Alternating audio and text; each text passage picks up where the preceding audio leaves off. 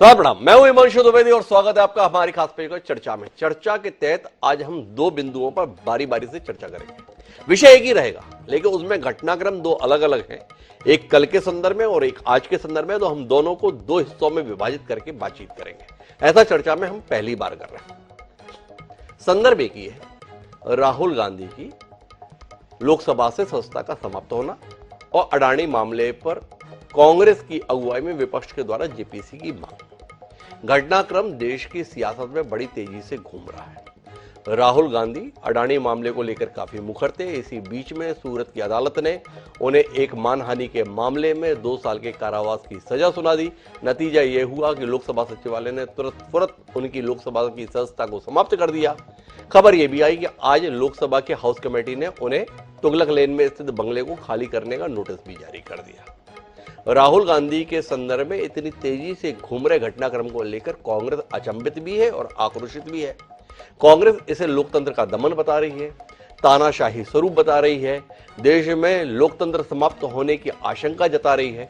कांग्रेस के इन दावों को विपक्ष का समर्थन भी मिल रहा है और समूचा विपक्ष गोलबंद होकर इस मसले पर केंद्र सरकार को कटघरे में खड़ा करने की कोशिश कर रहा है। इसके उलट केंद्र में मौजूद भारतीय जनता पार्टी की अगुवाई वाली एनडीए की सरकार के तमाम मंत्री ये बताने की कोशिश देश को कर रहे हैं कि जो कुछ हो रहा है वो इस देश के संवैधानिक और कानूनी प्रावधानों के तहत हो रहा है। राहुल गांधी ने गलती की, गलती पर अदालत ने सजा सुनाई, सजा के तहत जो परिणाम है वो परिणाम उन्हें भोगने होंगे। वह क्यों चाहते हैं कि चूंकि वो गांधी परिवार से ताल्लुक रखते हैं या नेहरू परिवार से ताल्लुक रखते हैं तो उनके लिए नियम, कायदा, कानून अलग हो और बाकी लोगों के संदर्भ में अलग हो। इस लड़ाई को लेकर कांग्रेस ने कल देश भर में सत्याग्रह का आयोजन किया था। इसी क्रम में दिल्ली में भी आयोजन था। दिल्ली में उस आयोजन को प्रियंका गांधी के द्वारा संबोधित किया गया। प्रियंका गांधी कौन है? प्रियंका गांधी गांधी परिवार की ही एक और वारिस है। उनके संदर्भ में एक समय पे इंदिरा गांधी का अक्स देखा जाता था। लोग मानते थे कि जिस दिन प्रियंका गांधी राजनीति में आ गई कमाल हो जाएगा, लेकिन कांग्रेस के रणनीतिकारों ने ऐसे समय पर प्रियंका गांधी को राजनीति में उतारा जिस समय पर कांग्रेस की हालत हद से ज्यादा खराब थी और उस दौर में उन्हें उत्तर प्रदेश का प्रभारी बनाया। और उनके प्रभारी बनने के बाद नतीजा कुल मिलाकर उत्तर प्रदेश में यह आया कि जिस उत्तर प्रदेश में कांग्रेस 2 सीटें जीत लेती थी, एक रायबरेली और अमेठी, उनमें से अमेठी सीट पर राहुल गांधी जो प्रियंका गांधी के बड़े भाई हैं उन्हें चुनाव हार जाना पड़ा। वो प्रियंका गांधी कल बहुत ज्यादा नाराज थी, बहुत ज्यादा गुस्से में थी, बहुत ज्यादा आक्रोशित थी। उन्होंने भावपूर्ण भाषण दिया, बहुत आक्रामक भाषण दिया और उस भाषण की आक्रामकता के अंतर्गत ही उन्होंने देश के प्रधानमंत्री को कायर करार दिया। हम पहले चरण पे इसी पे बात करेंगे, समझने की कोशिश करेंगे कि 136 करोड़ की आबादी वाले इस भारत देश के प्रधानमंत्री के संदर्भ में कायर करार दिए जाने को किस तरीके से स्वीकारा जा सकता है। बात किसी दलगत राजनीति के संदर्भ में नहीं, बल्कि दलगत राजनीति के चलते प्रधानमंत्री पद के संदर्भ में इस तरीके से लांछित करने की कोशिशों को लेकर सवाल उठाने की है। राहुल गांधी भी जिस मसले में फंसे उसका भी कारण यही था कि उन्होंने ललित मोदी, नीरव मोदी और उसके साथ में नरेंद्र मोदी का जिक्र करते हुए बड़े कौतूहल के साथ ये जानना चाहा कि इस देश में सारे चोरों का नाम मोदी क्यों है, और उसमें देश के प्रधानमंत्री को भी शामिल कर दिया। अब प्रियंका गांधी ने कह दिया, तो हम इसी पर बात करेंगे। दूसरे चरण में हमारी जो बातचीत होगी वो संसद में चल रहे गतिरोध को लेकर होगी, अडानी बनाम अपमान को लेकर होगी। लेकिन पहले चरण की बातचीत के लिए हम चर्चा के सिलसिले को शुरू करें और अपने मेहमानों से आपका परिचय भी कराएं, उससे पहले लेकिन समय है आज के विचार सूत्र का। हमारा आज का विचार सूत्र बड़ा ही प्रेरक है। हमारा विचार सूत्र यह कहता है कि दूसरों में ताकत तलाशना कहीं अधिक मूल्यवान है। आप उनकी खामियों की आलोचना करने से कुछ हासिल नहीं कर सकते। जैसा इकेदा के द्वारा यह बात कही गई थी। क्या कमाल की बात कही गई थी। पर कमाल की बात यह है कि हमें यह बात पता होते हुए भी हमें आलोचना ज्यादा बाती है, बजाय इसके उनकी खामियों को, उनके दोषों को, उनकी कमजोरियों को जानकर उसके अनुसार अपनी रणनीति बनाए। इस बात को अपने जहन में रखते हैं और अब अपनी चर्चा के क्रम को आगे बढ़ाते हैं। हमारे साथ चर्चा का हिस्सा बनने के लिए 3 खास मेहमान मौजूद हैं। हमारे साथ भारतीय जनता पार्टी के कद्दावर नेता, छत्तीसगढ़ इकाई के पूर्व प्रदेश अध्यक्ष, छत्तीसगढ़ विधानसभा के पूर्व अध्यक्ष, नेता प्रतिपक्ष रह चुके धर्मलाल कौशिक खासतौर पर इस चर्चा के लिए मौजूद है। हमारे साथ सुरेंद्र राजपूत जी हैं, भारतीय राष्ट्रीय कांग्रेस का विचारवान चेहरा है, राष्ट्रीय प्रवक्ता है। जब भी ऐसे नाजुक मसले होते हैं बहुत संयत और सारगर्भित तरीके से अपनी बात रखते हैं। नाजुक विषय है, उनकी मौजूदगी उम्मीद करते हैं विमर्श के एक नए स्तर को स्थान दिलाएगी। और इन सब के बीच में देश के प्रखर पत्रकारों में शुमार राजकुमार सिंह जी, जो संयत तरीके से अपनी बात रखते हैं, हमारे साथ हैं। आप तीनों का स्वागत है। चर्चा की शुरुआत हम सुरेंद्र राजपूत जी से करेंगे, लेकिन उससे पहले दो बयान सुनेंगे, एक प्रियंका गांधी का और एक भारतीय जनता पार्टी के प्रखर नेता सुधांशु जी का। एक बार सुनिए क्या कहा प्रियंका जी ने और क्या कहा सुधांशु जी ने। कायर है इस देश का प्रधानमंत्री। लगा दो केस मुझ पर, लगा दो केस मुझ पर, जेल ले जाओ मुझे भी, लेकिन सच्चाई ये है कि इस देश का प्रधानमंत्री कायर है, अपनी सत्ता के पीछे छुपा हुआ है, अहंकारी है। और इस देश की बहुत पुरानी परंपरा है, इस देश की बहुत पुरानी परंपरा है, हिंदू धर्म की पुरानी परंपरा है कि अहंकारी राजा को जनता जवाब देती है। भारतीय जनता पार्टी का स्पष्ट मानना है, जो अपशब्द कहने हो कहिए, भाजपा के विरुद्ध कहिए, हमने उसे स्वीकार किया है। सरकार के विरुद्ध आपने कितना कुछ कहा, हमने उसे शांति से स्वीकार किया।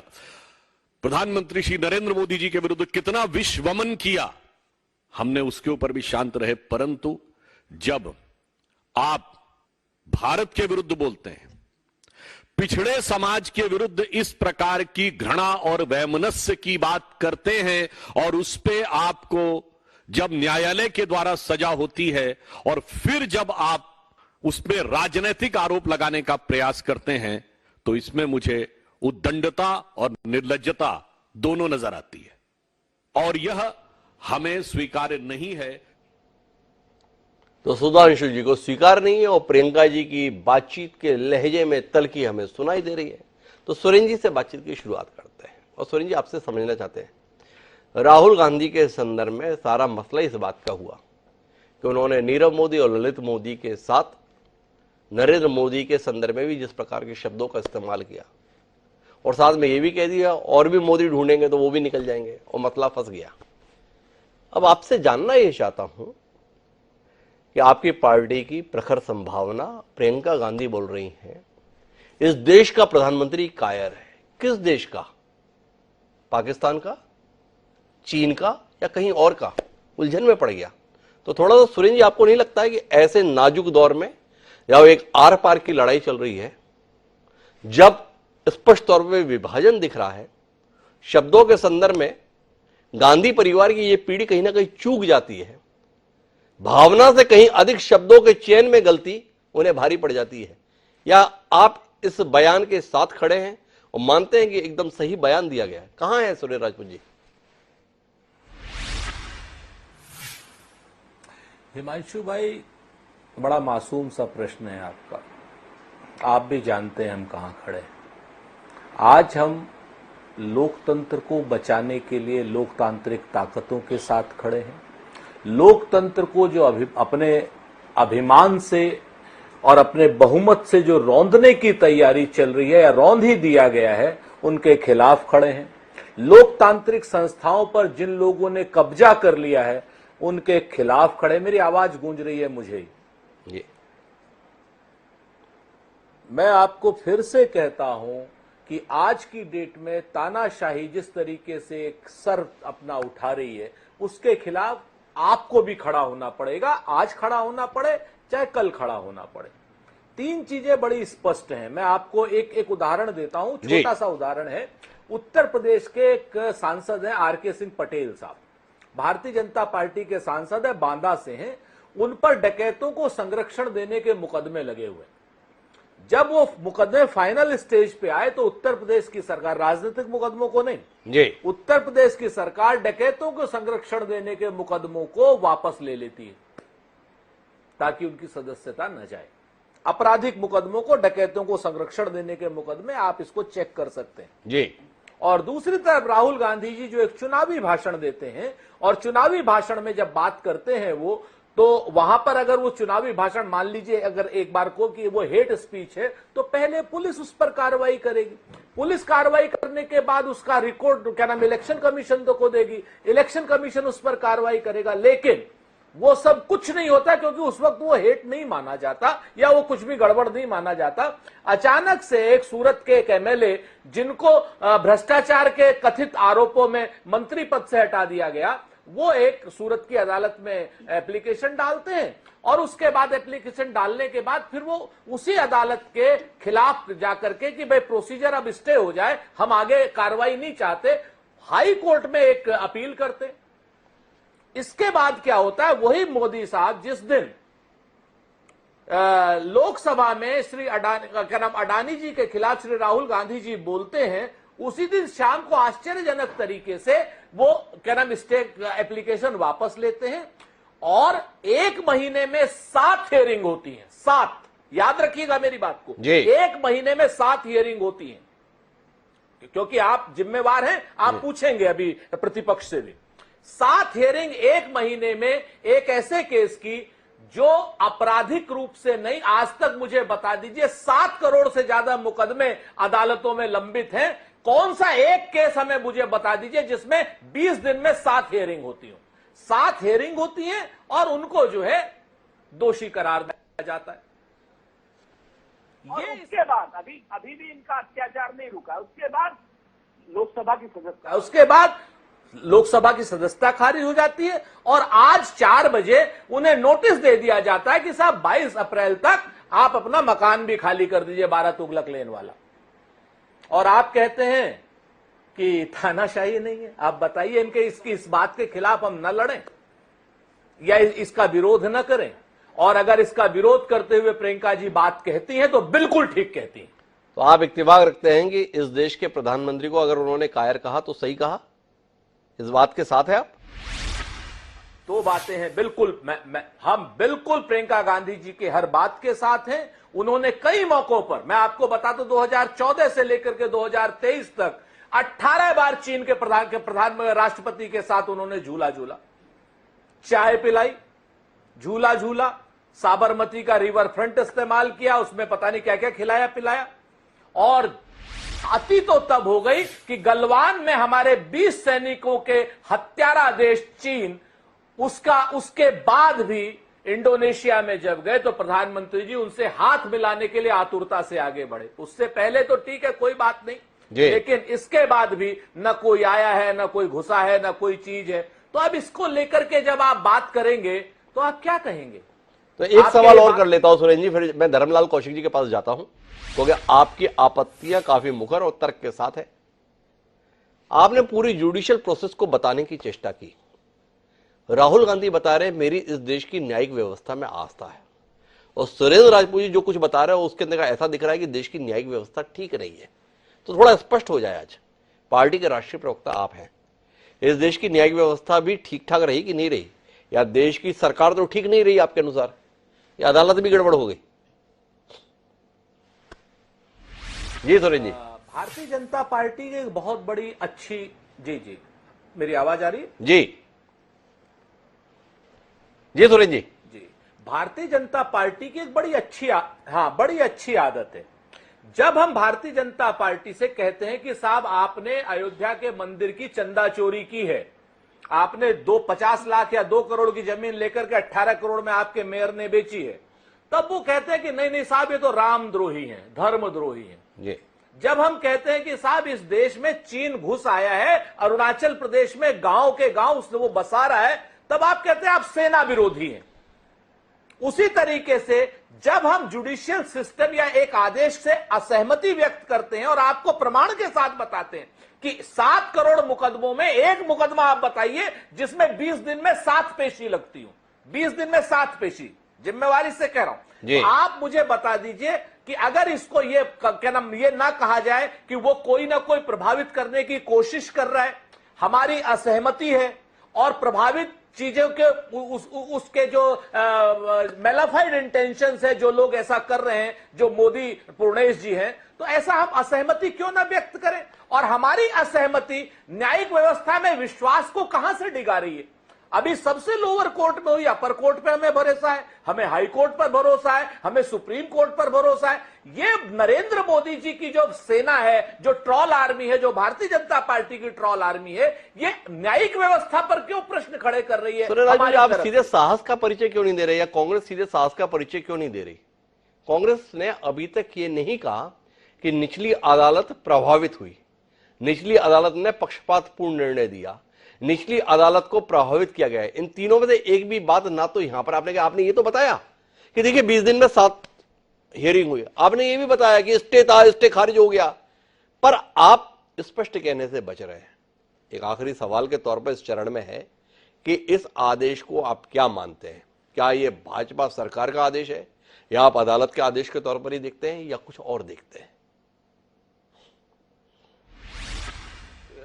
कह रहे हैं हिमांशु भाई, आप मुझे कंटेम्प्ट ऑफ कोर्ट में फंसा करके मुझे भी अगर जेल भिजवाना चाहते हो तो आप अपनी मंशा स्पष्ट कर दें। अगर हमने साफ साफ बात इससे जी, आपको तो हम लगातार अपने कार्यक्रम में चाहते हैं, इसलिए इस सवाल को हम यहीं रोक देते हैं। आपको हमारी मंशा पर संदेह नहीं होना चाहिए। हम हमेशा चाहेंगे कि विमर्श के स्तर को ऊंचा उठाए रखने में सुरेंद्र राजपूत जैसे प्रवक्ता हमारे कार्यक्रम का हिस्सा बने। मैं सीधे चर्चा के लिए धर्मलाल कौशिक जी के पास रुख करता हूं, और धर्मलाल कौशिक जी, आपसे जानना चाहता हूं, ये लड़ाई कुछ अलग स्तर पर जा रही है, और इसके तहत प्रियंका गांधी की शिकायतें हैं। शिकायतें आपसे हैं, आपकी पार्टी के सर्वोच्च नेता से। उनका मानना है कि आप शहीद के परिवारों का अपमान कर रहे हैं। एक परिवार जिसने इस देश के लिए कुर्बानी दी, एक बेटा जिसने अपने पिता को इस देश के लिए खोया, एक परिवार जो लगातार इस देश के निर्माण के संदर्भ में अपना योगदान दिया, आप राजनीतिक प्रतिशोध के तहत उसे प्रताड़ित कर रहे हैं, अपमानित कर रहे हैं, लांछित कर रहे हैं। और राहुल गांधी ने जो मुद्दे उठाए, उनके जवाब से बचने के लिए इस प्रकार की कायराना हरकत कर रहे हैं, और ये कहते कहते वो देश के प्रधानमंत्री, आपकी पार्टी के सर्वोच्च नेता और हम सबके प्रधानमंत्री को कायर करार दिए। जानना चाहता हूं, क्या मानते हैं, क्या ऐसा कर दिया जिसके चलते प्रियंका गांधी को ऐसे कटु शब्दों का इस्तेमाल करना पड़ रहा है? सबसे पहले हिमांशु जी, जिस प्रकार से हमारे राष्ट्रीय प्रवक्ता के द्वारा बातें आई हैं जी, तो सबसे पहले मैं तो ये कहना चाहता हूं कि ये ऐसी पार्टी है कि जिस जहाज में बैठे हुए हैं और उस जहाज के मुखिया उस जहाज को छेद कर रहे हैं और उसको डुबा रहे हैं। मनमोहन सिंह जी प्रधानमंत्री थे और वहीं से घटना प्रारंभ हुई है जी। शायद मुझे कोई उदाहरण मेरे पास तो नहीं है, आपके पास शायद संभव हो कि सरकार के द्वारा जो अध्यादेश लाया जाए और उस अध्यादेश को फाड़ने का काम उसके राष्ट्रीय उपाध्यक्ष के द्वारा किया जाए। अपने सरकार के अध्यादेश को और अपने सरकार के अध्यादेश को फाड़ने के लिए इतने उतावलापन, और उतावलापन में आकर के प्रेस कॉन्फ्रेंस में उसको फाड़ करके ये बताना कि हमने इसको फाड़ दिया। आखिर क्या बताना चाहते हैं आप कि संविधान सम्मत आपकी पार्टी मान रही कि नहीं, संविधान को आप मान रहे हैं कि नहीं मान रहे हैं, कि संविधान के बाहर जाकर के आप पार्टी चलाना चाहते हैं? और दूसरी बात मैं कहूं कि जब न्यायालय की बात आई तो न्यायालय की जो जजमेंट है और न्यायालय के जजमेंट को सीधा सीधा मैं प्रश्न करना चाहता हूं कि आप उसको, न्यायालय के प्रति आपका विश्वास है कि न्यायालय के प्रति आपको विश्वास नहीं है? कोर्ट कितने बार पेशी में बुलाए, कितनी सुनवाई हुई, कितने साक्ष्य लिए गए, ये कोर्ट की प्रक्रिया है। और कोर्ट के प्रति आपको विश्वास है तो मैं समझता हूं कि जो आप आरोप अनर्गल प्रलाप जो कर रहे हैं, ये अनर्गल प्रलाप करके आप देश की जनता को, प्रदेश की जनता को आप दिग्भ्रमित करने का काम कर रहे हैं। आखिर कोर्ट के सजा के बाद में जब आपको मालूम है, प्रवक्ता जी को भी मालूम है कि लोक प्रतिनिधित्व कानून अधिनियम 1951, और ये 51 में क्या लिखा हुआ है, ये स्पष्ट है उसमें कि जैसे ही दोषी करार होंगे कोई उसको दूसरे फैसला सुनाने की आवश्यकता नहीं है, सदस्यता अपने आप चली जाएगी। और उनकी सदस्यता गई, तो सदस्यता जब गई है किसके कारण से गई कि आपने उस अध्यादेश को फाड़ने का काम किया। किसका? अपने ही कांग्रेस के सरकार का। और उसके बाद में जब कोर्ट का फैसला आया तो आपको स्वीकार करने के बजाय आप इस देश में क्या कराना चाहते हैं? आप इस देश में दंगा कराना चाहते हैं। आप यहां पर इस देश में लोगों को भड़काना चाहते हैं, अशांति कायम करना चाहते हैं, शांति को भंग करना चाहते हैं और चुपचाप स्वीकार करने के बजाय जिस प्रकार की राजनीति कांग्रेस कर रही है, हिंदुस्तान की जनता उसको देख रही है। और मैं ये कहना चाहता हूं कि इन्होंने कहा कि इन्होंने पूरे सीटों पर अतिक्रमण कर लिया, मतलब आपको लोकतंत्र के ऊपर विश्वास नहीं है जी। कि 2014 का चुनाव हुआ, 2018-19 का चुनाव हुआ और चुनाव में कम से कम जनमत का आप अपमान मत करें। कोई हथियाया गया नहीं है, मोदी जी ने काम किया और इनके कर्मों के ऊपर इनको लोगों ने वोट दिया है कि जो 50 साल 60 साल के राजनीति करने के बाद, सत्ता चलाने के बाद में आकाश के तरंगों से लेकर के पाताल तक जाकर के जिस प्रकार के उनके ऊपर आरोप लगे और जिस प्रकार से भ्रष्टाचार किए, देश की जनता निराशा और हताशा से उबर करके उन्होंने मोदी जी के ऊपर विश्वास किया और मोदी जी के ऊपर विश्वास करने के बाद में 2014 में स्पष्ट बहुमत दिया। और धर्मजी मैं बीच में रोकता हूं, जिस पे भरोसा किया आप जो दावा कर रहे हैं, उसी नेता को प्रियंका गांधी ने भरी सभा में कायर करार दिया। आपने वो क्लिपिंग सुनी, इस देश का प्रधानमंत्री कायर है। क्या आपको यह बयान किसी टिप्पणी के लायक नहीं लग रहा? आपने इतनी बात कही पर इस संदर्भ में कोई बात नहीं कही। क्या ये आपके मन को व्यथित नहीं की? क्या इससे आपको तकलीफ नहीं हुई या आपने स्वीकार कर लिया, ठीक है भाई हम नहीं कह सकते, आपने कह दिया? सत्ता हथियाया नहीं जाता, सत्ता पॉपुलरिटी पर जनमत देती है उसको और हिंदुस्तान के जनमत ने दिया है मोदी को। और मोदी जी, नरेंद्र मोदी हमारे यशस्वी प्रधानमंत्री हैं जिनको जनमत मिला है। और यदि देश के प्रधानमंत्री को अपमानित करे, उनको कायर कहे, अरे कायरता किस बात की? कायर तो आप लोग हैं कि न्यायालय के निर्णय को मानने के बजाय आप आरोपित करना चाहते हैं। इसमें भारतीय जनता पार्टी का कहां पर रोल है? मैं पूछना चाहता हूं, हमारे मित्रों से पूछना चाहता हूं मैं, इसमें नरेंद्र मोदी जी का क्या रोल है कि उनकी सदस्यता जाने में नरेंद्र मोदी जी का कौन सा रोल है? भारतीय जनता पार्टी का? धर्म जी एक बात तो बताइए, विनम्रता के साथ बीच में रोकने के लिए माफी चाहूंगा, आप तो सार्वजनिक जीवन के व्यक्ति हैं, सुरेंद्र राजपूत जी समझ नहीं पा रहे और हम भी नहीं समझ पा रहे। पहले हाईकोर्ट में जाते हैं कि इसमें सुनवाई मत कीजिए, स्टे दे दीजिए, इसके बाद में जाते हैं कि स्टे खत्म कर दीजिए, सुनवाई करिए।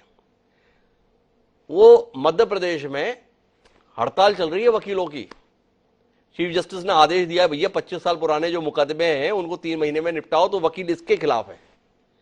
यहां पर एक मानहानि के मसले पर 1 महीने में निपटारा, सवाल तो उठेगा। फिर सजा के संदर्भ में अभी तक उदाहरण मिलते हैं, 1 महीना, 1 दिन, 2 महीना, 4 महीना, सीधे 2 साल। 2 साल ही शर्त है डिस्क्वालीफाई होने की और 2 साल की अधिकतम सजा है मानहानि के मसले पर। इसलिए कांग्रेस इस पूरे मामले को संदेहास्पद करार दे रही है। क्या आपके पास कोई तर्क है इतनी जल्दी सुनवाई होने के संदर्भ में और अधिकतम सजा सुनाए जाने के संदर्भ में? थोड़ा स्पष्ट होना चाहिए ना। अनेक मामलों पे मैं बता सकता हूं, कोर्ट के द्वारा 20 दिन में 7 दिन नहीं, कोर्ट के द्वारा तो जब मामला डिसीजन के लिए, जब मामला का निराकरण करने की बात आती है, अनेकों बार सुनवाई होती है और अनेकों बार सुनवाई के बाद में मैं तो सबसे जो बड़ा प्रश्न मेरे सामने में प्रश्न यही है जी, क्या कांग्रेस को कोर्ट के ऊपर भरोसा है कि नहीं? और कोर्ट के ऊपर यदि भरोसा है तो ये टिप्पणी उनको वापस लेनी चाहिए।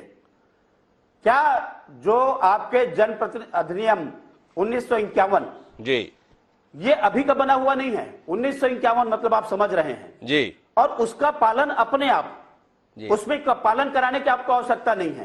क्या इससे अनभिज्ञ है कांग्रेसी? क्या हमारे कांग्रेस के मित्र को यह ज्ञान नहीं है कि उनको बताना पड़ेगा? और इसलिए मैंने कहा कि आप केवल अपमानित करना चाहते हैं और एक बार नहीं, हर बार अपने कमियों को छुपाने के लिए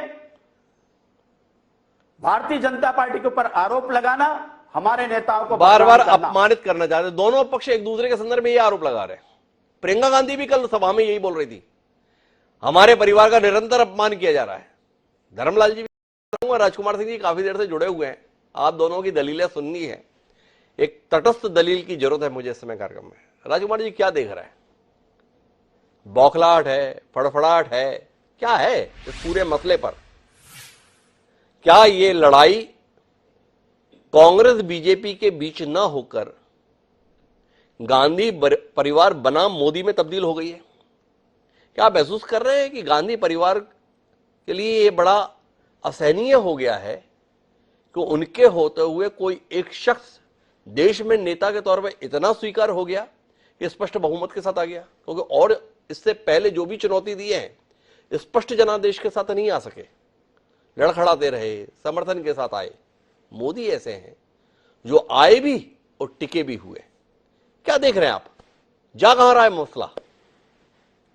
मनसुख जी, ये गांधी परिवार बनाम मोदी आज नहीं हुआ है जी। 2014 के बाद से अगर राजनीतिक विमर्श देखें जी और राजनीतिक जो भाव भंगिमाएं हैं, पोस्चरिंग है, तभी से है। जी मोदी के चलते भाजपा सत्ता में है, जी इस बात से तो इनकार नहीं कर सकते। जी बहुत छोटा सा उदाहरण, 2014 में लोकसभा में सीट, 2004 में जी जब चुनाव हुआ अटल जी की सरकार के बाद, तो 118 सीट थी बीजेपी की जब सत्ता से बाहर हुई।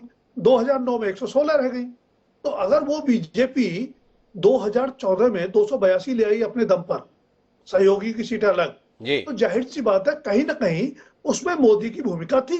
जी चाहे गुजरात मॉडल कह लें, उनकी आक्रामक राजनीतिक तेवर कह लें, जो भी कह लें, जी तो मुद्दा तो तभी से, और मोदी के निशाने पर कांग्रेस से ज्यादा। जी अगर मनमोहन सिंह के संदर्भ में एक रेनकोट डाकर आने वाली टिप्पणी छोड़ दें तो गांधी परिवार रहा। तो गांधी परिवार बनाम मोदी की लड़ाई तो 2014 से है और लगातार तीखी होती गई है। जी अब सवाल आता है कि जिस तरह की राजनीतिक भाषा इस्तेमाल हुआ, जी आपने सवाल प्रियंका गांधी की टिप्पणी के बारे में पूछा। जी सुरेंद्र राजपूत जी के अपने तर्क हो सकते हैं, कौशिक जी की अपनी सफाई हो सकती है, अपने तर्क हो सकते हैं जवाबी। मैं बिना शक, बिना किंतु परंतु के मानता हूं कि देश के प्रधानमंत्री के लिए कायर जैसा शब्द इस्तेमाल करना निहायत आपत्तिजनक है, अस्वीकार्य है। मैं तो ये कहूंगा किसी राजनीतिक दल के नेता के लिए भी अगर आप ऐसा शब्द इस्तेमाल करते हैं तो अपनी भाषा, अपनी संस्कृति, अपनी सभ्यता का कोई बहुत अच्छा नमूना पेश नहीं करते। जी राहुल गांधी को सजा हुई, आपने बहुत सटीक कहा, बहुत जल्दी हुई, उतनी हुई जितनी डिस्क्वालिफिकेशन के लिए जरूरी थी, और 16 घंटे के बाद डिस्क्वालिफिकेशन हो भी गया। यह घटनाक्रम बहुत कुछ कहता है, लेकिन उसके मूल में क्या है? फिर वही राजनीतिक भाषा, राजनीतिक विमर्श का जो भाषा का स्तर है वो इतना नीचे क्यों गिर रहा है? जी राहुल गांधी ने जो कुछ कहा 2019 में कर्नाटक की जनसभा में, जी वो जनसभा में जुमलेबाजी के तौर पर कहा। जी लेकिन क्या राहुल गांधी, नरेंद्र मोदी या उनके स्तर के या उनके आसपास के जो दूसरे नेता हैं, उनकी राजनीतिक शब्दावली और भाषा का स्तर इतना नीचे होगा? जी आपने कहा नीरव मोदी, ललित मोदी, लेकिन आपने नरेंद्र मोदी भी कहा। जी हर चोर का सरनेम मोदी क्यों होता है? मतलब आप क्या कहना चाह रहे हैं? आप मोदी सरकार को कटघरे में खड़ा करें, उनके फैसलों पर सवाल करें, आपको हक है। मैं कहूंगा हक नहीं, आपकी जिम्मेदारी है अपोजिशन में रहते हुए। लेकिन तमाम आक्रामक शब्दावली के बावजूद राजनीतिक शिष्टता, शालीनता का पालन हर किसी को करना चाहिए। मैं अब मुद्दे पर आता हूं राजकुमार सिंह जी, क्योंकि मेरे पास समय सीमित है, हमें दूसरे चरण की बातचीत शुरू करनी है और सुरेंद्र राजपूत जी से अभी इसकी अंतिम टिप्पणी भी लेनी है। क्या आप नहीं मानते प्रियंका गांधी लगभग वही गलती कर रही हैं जो गलती राहुल गांधी करते गए? राहुल गांधी हमेशा अपने बयानों के कारण फंसते रहे, शब्द चयन के स्तर पर कहीं ना कहीं वो चूक जाते हैं और उसके चलते कटघरे में खड़े किए जाते रहे। क्या प्रियंका गांधी, जिनमें इस देश का एक बड़ा वर्ग इंदिरा गांधी की छवि देखता हुआ आया है, वह भी शब्द चयन के मामले में चूक रही है? जब वह राजघाट पर खड़े होकर यह बोलती हैं इस देश का प्रधानमंत्री कायर है, तो यह शब्दावली इस देश ने दुश्मन देशों के संदर्भ में तो सुनने के संदर्भ में मन बनाया है, अपने देश के संदर्भ में ही आप इस प्रकार की भाषा का इस्तेमाल करें, यह अपने आप में उलझाने वाली बात नहीं है। और खासतौर पर तब जब भाजपा तो उतारू ही रहती है कि कैसे इस देश के प्रति आपकी निष्ठा को संदेहास्पद बनाया जाए। बार बार यह मसला उठाया जाता है कि विदेशी मां के बच्चे इस देश के प्रति निष्ठावान नहीं हो सकते। ऐसे में क्या आपको अतिरिक्त सचेत रहने की जरूरत महसूस नहीं होती बतौर पत्रकार? बिल्कुल मैं आपकी बात से पूरी तरह सहमत हूँ, और कांग्रेस पहली बार नहीं चुकी है जी और प्रियंका गांधी, राहुल गांधी ही नहीं चुके हैं। जी अगर आप याद करें तो 2019 का शायद चुनाव था जिसमें नीच शब्द इस्तेमाल हुआ था, जी और उससे पहले अगर लौट जाएं, जब नरेंद्र मोदी प्रधानमंत्री भी नहीं बने थे, गुजरात के मुख्यमंत्री थे, तब मौत के सौदागर जैसा शब्द इस्तेमाल हुआ था। जी मैं नहीं जानता कि शब्दों का चयन ये नेता खुद करते हैं या इनके भाषण लिखने वाले करते हैं या इनके सलाहकार करते हैं, लेकिन मेरा विनम्र आग्रह यही है, बिना किसी तल्ख टीका टिप्पणी के, चाहे भाजपा हो, चाहे कांग्रेस हो, चाहे गांधी परिवार हो, चाहे नरेंद्र मोदी हो या और लोग हो, जी इस राजनीति, इस देश की राजनीति की, जो दुनिया का सबसे बड़ा लोकतंत्र है और बड़ा जीवंत लोकतंत्र है तमाम किंतु परंतु के बावजूद, उसमें बहस के स्तर को नीचे न ले जाएं। तो ये सीधी बात राजकुमार सिंह जी ने कही है। मैं आखिरी टिप्पणी के लिए सुरेंद्र राजपूत जी आपके पास आता हूं, फिर ब्रेक पे जाएंगे अपन, साथ बना रहेगा। आपसे जानना चाहता हूं, क्या आपको नहीं लगता है कि भाजपा जिस तरीके से आपके नेताओं के शब्द पकड़ने की कोशिश करती है, आप इस आदेश के संदर्भ में भी देखिए, मामला केवल मानहानि पे सजा के संदर्भ में नहीं है। भाजपा प्रस्तुत कर रही है अति पिछड़ों का अपमान, मोदी जी के अपमान से नहीं, अति पिछड़ों का अपमान। अब देश के प्रधानमंत्री को इस देश का प्रधानमंत्री कायर है। क्या आपको नहीं लगता है कि कहीं ना कहीं भाजपा जिस तरीके से सचेत है, आपको अतिरिक्त सचेत रहने की, सतर्क रहने की जरूरत है? सुरेंद्र जी, 3-4 चीजें हिमांशु जी, शुरू इससे ही करता हूं कि अभी चुप हूं, रहूंगा चुप हमेशा हो नहीं सकता जी हमारा यार भी वाकिफ है, ऐसा हो नहीं सकता जी और हमारे और उसके दरमियान एक जंग जारी है, वो सजदा चाहता है, हमसे सजदा हो नहीं सकता जी और जो अपने नजर बरदारों से आंखें फेर लेता हो, वो तोता चश्म दुनिया में किसी का हो नहीं सकता। क्या बात। और कर्म वो कर नहीं सकता, हसन उम्मीद क्या रखें, जो कातिल रह चुका हो वो मसीहा हो नहीं सकता। मैं आपको 3-4 चीजें कहता हूं साहब, आप तो बहुत विद्वान पत्रकार हैं, कौशिक जी भी पुराने हैं और राजकुमार जी, याद दिलाता हूं 3-4 चीजें। 1971 का मणिराम का चुनाव याद दिलाता हूं, प्रधानमंत्री थी इंदिरा जी। गली गली में झंडी है इंदिरा गांधी, क्या कहा गया था गोरखपुर में मणिराम में, याद दिलाता हूं इन लोगों को अगर याद आ जाए तो। 500 नागा साधुओं को हेलीकॉप्टर से ला करके हेलीपैड पे नंगा लिटा दिया गया था इंदिरा जी के रूट पर। यह है भारतीय जनता पार्टी। तो उस वक्त की जनसंघ थी, अटल बिहारी वाजपेयी जी चुनाव का संचालन कर रहे थे। अगर आपको याद हो 1962 के चुनाव में संसद के अंदर क्या नेहरू जी को कहा गया था, कायर नहीं कहा गया था। फिर आपको याद दिलाता हूं, कमलापति त्रिपाठी और जनसंघ के एक त्रिवेणी राय जी थे उत्तर प्रदेश की विधानसभा का, उन्होंने कमलापति जी की बहू के ऊपर आपत्तिजनक टिप्पणी की थी, उनके संबंधों के ऊपर। तो कमलापति जी ने यह कहकर के टाल दिया था कि अरे ये सरस्वती विहीन त्रिवेणी है। सच बात यह है कि चुनाव में और इन बातों में इस तरीके की बातें नहीं होनी चाहिए, इसमें कहीं कोई दो राय नहीं। लेकिन अगर हम भी उसी तरीके से मानहानि, उसी तरीके से ये दुश्मनी का भाव, उसी तरीके से सारी चीज करते तो भारतीय जनता पार्टी का एक भी नेता जेल से बाहर नहीं होता। इस चीज को मैं बहुत जिम्मेवारी से कह रहा हूं। आप इस चीज को बिल्कुल क्लियर जान लीजिए, राजनीति में जो दुश्मनी का भाव भारतीय जनता पार्टी पैदा कर रही है, ये कहां जाएगी इसको देखने की जरूरत है। आज की डेट में नरेंद्र मोदी जी की जो भारतीय जनता पार्टी है, 20-20 दिन में जिस तरीके से मैक्सिमम पनिशमेंट दे रही है राहुल गांधी जी को, और आरके सिंह पटेल के मुकदमे, डकैती के मुकदमे वापस ले रही। मैं जिम्मेवारी से कहता हूं, आरके सिंह पटेल के डकैतों को संरक्षण देने के आपराधिक मुकदमे वापस ले रही है कि उनकी सदस्यता न जाए। आप कहते हैं कि आप ये दुरंगी छोड़ एक रंग हो जा, आप कहो ना कि हमें तानाशाही करनी। जनता इसको समझे। आज की डेट में भारतीय जनता पार्टी का विमर्श नहीं, लोकतंत्र का विमर्श, लोकतंत्र का विमर्श दरकार है। सुरेंद्र राजपूत जी का कहना है कि भाषा ऐसी नहीं होनी चाहिए, लेकिन ऐसे हालात बनाए जा रहे हैं और जिस तरीके से दुश्मनी का वातावरण देश में राजनीति में स्थापित किया जा रहा है, ये कहां जाकर रुकेगा, इस पर बात होनी चाहिए। आप तीनों मेहमानों का बहुत बहुत धन्यवाद इस चर्चा का हिस्सा बनने के लिए, लेकिन आपके साथ हम जुड़े रहेंगे क्योंकि इस विषय को विस्तार देने के लिए हम दूसरे चरण में बातचीत करेंगे। एक छोटे से ब्रेक के लिए जा रहे हैं और ब्रेक के बाद लौटेंगे तो संसद में जो गतिरोध है, संसद में जिस तरीके से आज विरोध प्रदर्शन है, उस पर बातचीत करेंगे। हमारा विषय है सियासी तूफान, अडानी बनाम अपमान। तो उस चर्चा का